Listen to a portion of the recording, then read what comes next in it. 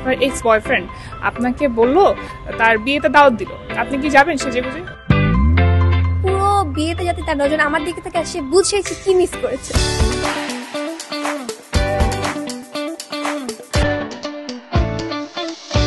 আমরা দেখতে পাচ্ছি আপনি অনেক সুন্দর করে সেজে আছেন, আপনি সাজেন কেন?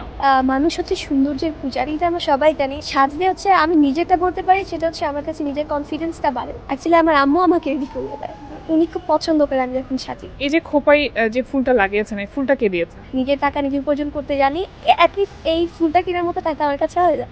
কাছের মানুষ থাকে যারা ফুল উপহার দেয়, এমন কখনো পাওয়া হয়েছে?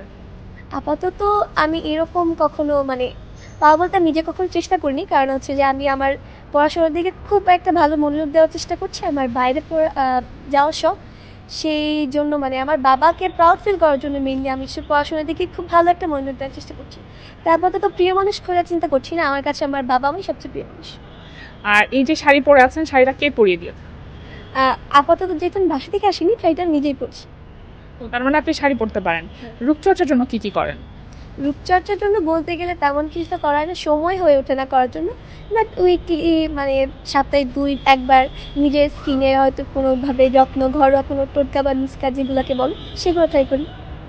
এই যে ঘরোয়া টোটকার কথা বলছিলেন, হার্বাল প্রোডাক্টসগুলো ইউজ করা হয় বেসিক্যালি, সেগুলো কি ইউজ করা? যেমন হচ্ছে যে মুলতানি মাটি যেটাকে বলে, তারপর হচ্ছে হলুদ, তারপর হচ্ছে দুধ বা মধু, এগুলো ইউজ করা।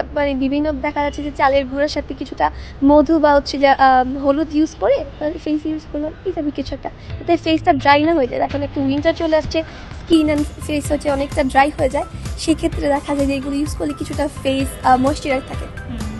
আচ্ছা, ধরেন আপনাকে বলা হলো যে আপনি আপনার এক্স বয়ফ্রেন্ড আপনাকে বললো তার বিয়েতে দাওয়াত দিল, আপনি কি যাবেন সেজে গুজে? এক্স বয়ফ্রেন্ড তো নেই, বাট যদি দেয় আমি আমার বেস্ট ভাবি সেজে যাবো তার বিয়েতে, যাতে সে অ্যাটলিস্ট পুরো বিয়েতে যাতে তার নজর আমার দিকে থেকে সে বুঝেছে কি মিস করেছে। থ্যাংক ইউ আপু। Thank you so much.